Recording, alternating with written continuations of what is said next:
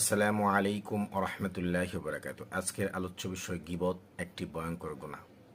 আজকের সমাজে এমন একটা গুনাহ আমরা করি যেটা আমাদের অনেকের চোখে সেটা গুনাহ মনে হয় না, কিন্তু রাসূল সাল্লাল্লাহু আলাইহি ওয়াসাল্লাম এটাকে তুলনা করে রেখেছেন মৃত ভাইয়ের গোশত খাওয়ার সঙ্গে। রাসূল সাল্লাল্লাহু আলাইহি ওয়াসাল্লাম সাহাবায়ে কেরামকে জিজ্ঞাসা করলেন, তোমরা আতাদরুন আমাল গীবা, তোমরা কি জানো গীবত কাকে বলে? সাহাবায়ে কেরাম বললেন, আল্লাহ এবং তার রাসূলই ভালো জানেন। রাসূল সাল্লাল্লাহু আলাইহি ওয়াসাল্লাম বললেন, সেটা হলো যে তোমার ভাইয়ের পিছনে তুমি এমন কোনো কথা বললা, অর্থাৎ যিকরুকা আখাকা বিমা ইয়াকরা, তোমার ভাই সম্পর্কে তুমি এমন কিছু কথা বলো যা সে অপছন্দ করে। তারা বললেন, যদি দুষ্ট সত্যি তার মাঝে থেকে থাকে, রাসূল সাল্লাল্লাহু আলাইহি সাল্লাম বলেন, ফাকাদ ইগতাবতা, তাহলে তো সত্যি তুমি গীবত করেছো। আর যদি তার মাঝে সেটা না থেকে থাকে, তাহলে ফাকাদ বাহাত্তা, তুমি তাকে অপবাদ দিয়েছো। সহিহ মুসলিমের 2589 নম্বর হাদিস।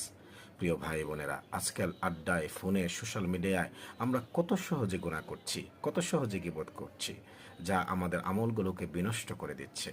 আসুন আমরা ইসলামের কাজ করি। আল্লাহ সুবহানাহু ওয়া তাআলা আমাদের জওয়ানকে এই গুনাহ থেকে হেফাজত করার তৌফিক দান করুক। আমিন।